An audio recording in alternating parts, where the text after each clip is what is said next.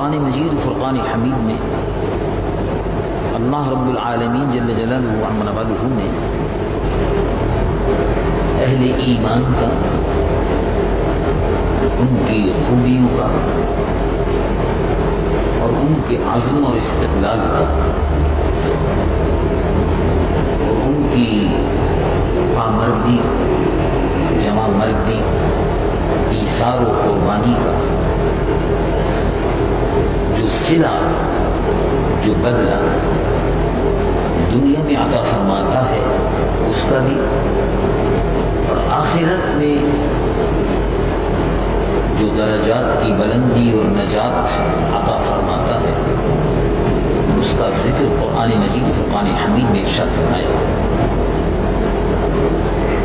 یعنی وہ لوگ کہ جو ایمان لائے اور ایمان لانے کے بعد اللہ کے پیارے محبوب حضور پرنور سید العالمین محمد رسول اللہ صلی اللہ تعالی علیہ وسلم کے حکم کی تعمیل اپنی جانوں کا نذرانہ پیش کیا، اپنے ایمان پر ثابت قدم رہے اور اللہ رب العالمین جل جلالہ وعظم نوالہ کے محبوب صلی اللہ علیہ وسلم کے فرمان کے مطابق اپنی جانوں کا نذرانہ پیش کرتے رہے۔ جان کی اور مال کی قربانیاں اسلام کے فروغ کے لیے، رسول اللہ صلی اللہ علیہ وسلم کے لائے ہوئے دین کی بالادستی کے لیے، برتری کے لیے، اس کے غلبے کے لیے اور اس کو غالب کرنے کے لیے جدوجہد جو لوگ کرتے رہے، اللہ رب العالمین نے ان کو رحمت و رضوان کی، اپنی رضا کی خوشخبری دنیا میں عطا فرمائی، اور آخرت میں بھی اللہ رب العالمین نے ان کو جنت کے حاصل ہونے کی بشارت قرآن مجید فرقان حمید میں عطا فرمائی۔ وہ مقدس جماعت کہ جس کو حضور پرنور سید العالمین محمد رسول اللہ صلی اللہ تعالی علیہ وسلم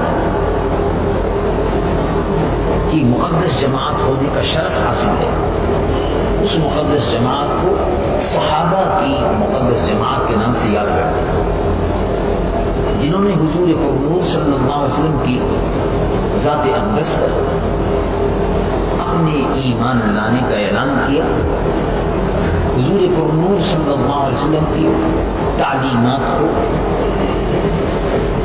دل اور جان سے قبول کیا، اسلام کے نور سے اپنے دلوں کو روشن کیا اور اپنی آنکھوں سے رسول اللہ کے دیدار انوار سے اپنی آنکھوں کو مشرف کیا، ایمان پر ثابت قدم رہے، ایسے لوگوں کو صحابہ کہتے ہیں کہ حضور پرنور صلی اللہ علیہ وسلم کی ذات مقدس پر ایمان لانے کے بعد ہر قسم کی تکلیف کو برداشت کیا، اس پر ثابت قدم رہے، اس سے ایک انچ ادھر ادھر ہٹنے نہیں پائے۔ ایمان جیسا ان کو حضور پرنور صلی اللہ علیہ وسلم سے ملا، قرآن جیسا حضور پرنور صلی اللہ علیہ وسلم سے سنا، عملی زندگی میں اس کو نافذ کیا، ایمان پر ثابت قدم رہے، اس جماعت کو صحابہ کی جماعت کے نام سے یاد کیا جاتا ہے۔ اسی مقدس جماعت میں جب انہوں نے حضور پرنور صلی اللہ علیہ وسلم کی سیرت طیبہ اور حضور پرنور صلی اللہ علیہ وسلم کے حکم کی تعمیل میں اپنے مال کی اور جان کی، عزہ اور اقارب اور اولاد کی کوئی پرواہ نہیں کی، اس مقدس جماعت کو جو صحابہ کی مقدس جماعت کہلاتی ہے، اللہ تبارک و تعالی نے جنت کی خوشخبری اور بشارت دی، اور قرآن مجید فرقان حمید کی متعدد آیات طیبات میں حضور پرنور صلی اللہ علیہ وسلم کے صحابہ کا تذکرہ بڑے شاندار اور بڑے پیارے الفاظ میں ان کو بشارت دیتے ہوئے اللہ رب العالمین ذکر فرماتا ہے. اور اس کا مقصد یہ ہے کہ لوگ صحابہ رضوان اللہ علیہم اجمعین کی عملی زندگی کو دیکھیں کہ انہوں نے کس طرح سے کسی چیز کی پرواہ نہیں کی، اسلام کو جس طرح سے رسول اللہ سے حاصل کیا اس پر اسی طرح سے عمل کر کے دکھایا. سرے منہ تعلیمات رسول میں فرق نہیں آنے دیا. زندگی کے ہر موڑ پر، ہر سانس پر، ہر قدم پر، ہر نفس پر رسول اللہ صلی اللہ علیہ وسلم کے لیے اپنی جانوں کا نذرانہ، اپنے مال کا نذرانہ پیش کرتے رہے. یہی وہ مقدس جماعت ہے جس کی تعریف اللہ رب العالمین قرآن میں فرماتا ہے. اور ان میں 10 ایسے منتخب افراد ہیں جن کو اللہ کے محبوب حضور پرنور صلی اللہ علیہ وسلم نے واشگاف الفاظ میں ارشاد فرمایا کہ تم جنتی ہو. ان کو عشرہ مبشر، وہ 10 صحابہ رضوان اللہ علیہم اجمعین، بزرگ صحابہ کہ جن کو حضور پرنور صلی اللہ علیہ وسلم نے اپنی زبان مبارک سے جنت کی بشارت عطا فرمائی. ان میں سب سے پہلے سیدنا ابو بکر صدیق رضی اللہ عنہ. ارشاد فرمایا ابو بکر فی الجنہ، ابو بکر جنتی. پھر ارشاد فرمایا عمر فی الجنہ، عمر جنتی. پھر ارشاد فرمایا عثمان فی الجنہ، عثمان جنتی. پھر ارشاد فرمایا علی جنتی ہے. پھر ارشاد فرمایا سعد بن ابی وقاص جنتی، زبیر بن العوام جنتی. اس طرح سے 10 عظیم المرتبہ صحابہ تھے جن کو عشرہ مبشر بالجنہ، وہ 10 جن کو جنت کا مژدہ عطا ہوا. یہ صحابہ کی مقدس جماعت میں سب سے پہلے اولین صحابہ ہیں جن کو جنت کی بشارت دی. پھر اس کے بعد بدر کے میدان میں صحابہ کی مقدس جماعت 313 جنہوں نے بدر کے میدان میں عملی طور پر حصہ لیا. اللہ رب العالمین جل جلالہ عما والہ کے محبوب صلی اللہ علیہ وسلم نے ان کو بھی بشارت عطا فرمائی. اعملوا ما شئتم. بدر میں شرکت کرنے والوں جنہوں نے بدر کے جہاد میں عملی حصہ لیا، اعملوا ما شئتم، جو چاہو کرو، فقد غفر اللہ لکم، اللہ نے تمہاری مغفرت فرمائی. اللہ تبارک و تعالیٰ نے ان کی مغفرت فرمائی. پھر اس کے بعد وہ صحابہ رضوان اللہ علیہم اجمعین آتے ہیں جو احد کے میدان میں حضور کے ساتھ تھے. پھر اس کے بعد وہ صحابہ رضوان اللہ علیہم اجمعین آتے ہیں جنہوں نے حضور پرنور صلی اللہ علیہ وسلم کے دست اقدس پر حدیبیہ کے میدان میں درخت کے نیچے حضور سے بیعت کی. پھر یہ صحابہ آتے ہیں، ان کو بھی بشارت دی گئی. قرآن مجید و فرقان حمید میں اللہ رب العالمین جل جلالہ عما والہ ارشاد فرماتا ہے، رب العالمین جل جلالہ عما والہ ارشاد فرماتا ہے لقد رضی اللہ عن المؤمنین اذ یبایعونک تحت الشجرہ. اللہ رب العالمین راضی ہوا عن المؤمنین، ان ایمان والوں سے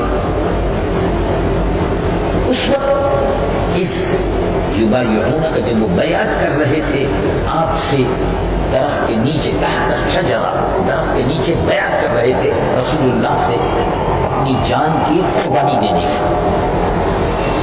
اور یہ واقعہ اس وقت پیش آیا تھا جب حدیبیہ میں حضور پرنور صلی اللہ علیہ وسلم عمرے کے لیے تشریف لے گئے. مکے کے کافروں نے منع کر دیا کہ آپ عمرہ نہیں کر سکتے. امیر المومنین سیدنا عثمان رضی اللہ عنہ سفیر بن کر حضور کی طرف سے گئے تھے، اور اس میں یہ خبر مشہور ہو گئی کہ حضرت عثمان کو شہید کر دیا گیا. صحابہ رضوان اللہ علیہم اجمعین سے حضور نے بیعت کی، جہاد کی. اس موقع پر یہ آیت نازل ہوئی کہ جو لوگ آپ سے درخت کے نیچے بیعت کر رہے تھے اللہ رب العالمین ان سے راضی ہوا. رضی اللہ، معلوم ہوا کہ صحابہ کی مقدس جماعت کہ جس نے حدیبیہ کے میدان میں حضور سے بیعت کی اللہ ان سے راضی ہو گیا. اب ان کے ایمان میں، ان کے اسلام میں کوئی شک و شبہ باقی نہیں رہا. اللہ ان سے راضی ہو گیا. اور یہ جو بیعت کر رہے تھے وہ تو ان سے اللہ تو راضی ہوا، مگر بیعت کا حال یہ تھا کہ وہ رسول اللہ کے ہاتھ میں جہاد کی بیعت کر رہے تھے. حضور پرنور صلی اللہ علیہ وسلم کا دست مبارک رکھا ہوا.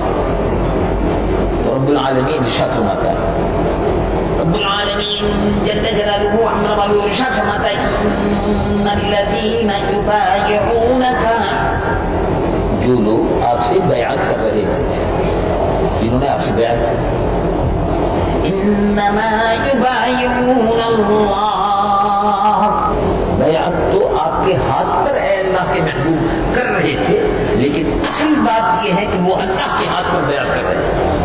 انما یبایعون اللہ. اور ارشاد فرماتا ہے، انما یبایعون اللہ ید اللہ فوق ایدیہم، اللہ کا ہاتھ ان کے ہاتھ پر تھا. بظاہر تو رسول اللہ کے دست مبارک پر وہ لوگ بیعت کر رہے تھے، لیکن اللہ رب العالمین کے یہاں ان صحابہ کا، بیعت کرنے والے صحابہ کا، جن کی تعداد قد رسول، تو اے محبوب صلی اللہ علیہ وسلم بظاہر وہ آپ کے ہاتھ پر بیعت کر رہے تھے. اللہ تبارک و تعالی جسم اور جسمانیت سے پاک ہے. کوئی جسم نہیں، جسمانیت نہیں ہے، کیونکہ جسم کی حدود اربعہ ہوتی ہے، جسم کی حد ہوتی ہے، حدود اربعہ ہوتی ہے، لمبائی، چوڑائی، یہ جسم کی حدود اربعہ. تو جسم محدود ہے، 5 فٹ کا، 6 فٹ کا، 4 فٹ کا لمبائی کا جسم ہے، 1 فٹ کی چوڑائی کا جسم ہے، یہ محدود ہو گیا. تو انسانی جسم محدود ہے، اللہ رب العالمین لا محدود ہے، اس کی کوئی حد نہیں. یہ عقیدہ ہے مسلمانوں کا. اللہ تبارک و تعالیٰ جسم اور جسمانیت سے پاک ہے. اللہ رب العالمین جل جلالہ عما والہ کا ہاتھ نہیں ہے، لیکن سمجھانے کے لیے، تشبیہ کے لیے، استعارے کے طور پر سمجھانے کے لیے ارشاد فرمایا کہ اے محبوب، اللہ تبارک و تعالیٰ کا دست قدرت ان پر تھا. اللہ تبارک و تعالیٰ کو کوئی چیز گھیر نہیں سکتی اور ہر چیز اس کے گھیرے میں ہے. وَهُوَ بِكُلِّ شَيْءٍ مُحِيطٌ. اللہ رب العالمین جل جلالہ عما والہ کی قدرت، وہ اپنے علم سے اور اپنی قدرت سے ہر چیز کو گھیرے ہوئے ہے. اس کے علم سے کوئی چیز باہر نہیں، اس کی قدرت سے کوئی چیز باہر نہیں.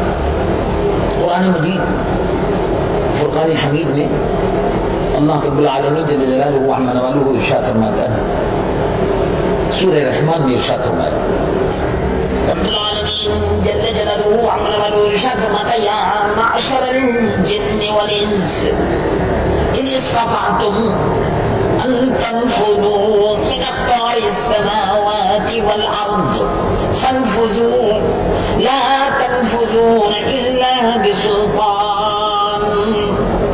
اے گروہ انسان اور جن، اللہ تبارک و تعالیٰ کی سلطنت سے باہر نکل کے دکھاؤ. جہاں جاؤ گے اللہ کی سلطنت ہے. لا تنفذون الا بالسلطان. سلطان، سلطنت اسی کی ہے. کائنات، اس کی حدیں، اللہ رب العالمین جل جلالہ عما والہ کی سلطنت، اس کی قوت، اس کا علم اور اس کی قدرت کے تحت یہ پوری کائنات ہے. لا تنفذون الا بسلطان. جہاں بھی جاؤ گے سلطان، اللہ کی سلطنت ہی سلطنت ہے، اسی کی سلطنت ہے، اس سے باہر کہیں نہیں جا سکتا. مطلب یہ ہے، کوئی آدمی اگر یہ خیال کرے کہ میں اس سلطنت الہیہ سے نکل کر، اللہ کی سلطنت کی حدود سے نکل کر کسی دوسرے کی سلطنت کی حدود میں چلے جاؤ، نہیں ہو سکتا. زمینوں میں، آسمانوں میں فرش زمین کے نیچے عرش بری، اور جہاں جہاں جس عالم میں بھی چاہے جا کے دیکھ لو، سارا عالم اسی کا ہے، وہ رب العالمین ہے، اور وہ سب اسی کے علم اور قدرت کے اندر ہے۔ اللہ رب العالمین جل جلالہ وعظم نوالہ نے قرآن مجید و فرقان حمید میں اس مضمون کو بیان فرمانے کے بعد ارشاد فرمایا کہ اللہ تبارک و تعالی جل جلالہ وعظم نوالہ کہ محبوب صلی اللہ علیہ وسلم جو بیعت لے رہے تھے، تو لوگوں نے دیکھا کہ رسول اللہ کا ہاتھ صحابہ کے ساتھ ہاتھ پر ہے۔ رب العالمین فرماتا ہے اصل بات یہ ہے کہ دست رسول اللہ کا جو ہاتھ ہے، اصل بات یہ ہے کہ وہ اللہ کا ہاتھ ہے، یعنی اللہ تبارک و تعالیٰ کا دست قدرت ہے۔ رسول اللہ کا ہاتھ دست قدرت الہی ہے، تو جس نے رسول اللہ کے ہاتھ پر بیعت کی، اس نے اللہ رب العالمین کے دست قدرت پر بیعت کی۔ تو جس نے رسول اللہ کے دست مبارک پر بیعت کی وہ عظیم المرتبت لوگ ہیں، رسول اللہ کے صحابہ۔